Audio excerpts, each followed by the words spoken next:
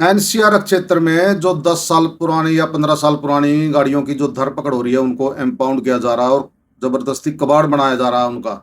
मतलब जब जब्ती कर ली तो कबाड़ ही हो गया उसको, मतलब दे देते हैं 50,000, 60,000, 70,000, जैसा भी मतलब गाड़ी का वजन हो उसके हिसाब से। ये सब प्रदूषण के नाम पे हो रहा है, जबकि इसका प्रदूषण से कोई लेना देना नहीं है। बिल्कुल फैक्ट है, अगर आप आंकड़ों के अंदर जाओगे तो जो प्रदूषण का पैमाना है PM 2.5, उससे मापते हैं कि जो पार्टिकुलेट मैटर होते हैं, उसके अंदर जो उद्योग है, जो एनसीआर के अंदर उद्योग चले हुए हैं, उसका योगदान लगभग 40% के आसपास है। PM 2.5 का बता रहा हूं मैं आपको। और सल्फर डाइऑक्साइड जो ये पावर प्लांट छोड़ते हैं, ये लगभग 46% सल्फर डाइऑक्साइड हमारे मतलब वातावरण के अंदर फैला रहे हैं एनसीआर में।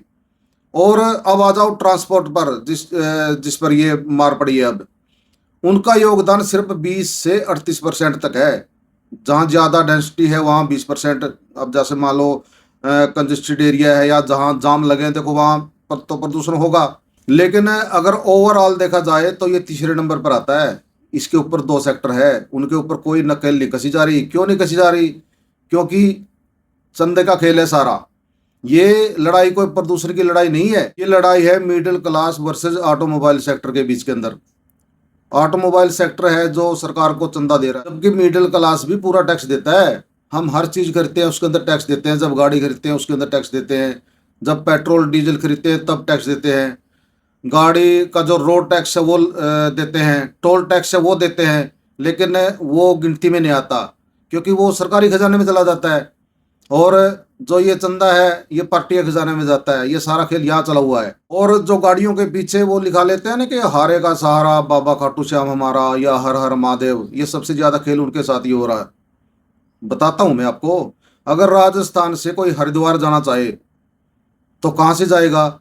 हरियाणा के साथ तो बद्दा मजाक कर रखा है। पलवल से लेकर के खनौरी बॉर्डर तक एनसीआर घोषित कर रखा है। अब बताओ, राजस्थान का आदमी अगर यूपी में जाएगा तो कहाँ से जाएगा? वो वाया पंजाब होके जा रहा है, वायुगुरु जी की धरती से। हाँ। और यूपी के अंदर जो एनसीआर के एरिया है वहां कोई दर पकड़ नहीं है, क्योंकि वहां अभी चुनाव है। सरकार ने मिडिल क्लास और गरीबों के मन में इतना खौफ भर दिया है कि वो आवाज भी नहीं उठा रहे जो सही से आवाज है। होना तो ये चाहिए कि जो गाड़ी जो अपनी फिटनेस नॉर्म है उसको कंप्लीट कर रही है तो उसको इम्पाउंड क्यों कर रहे हैं?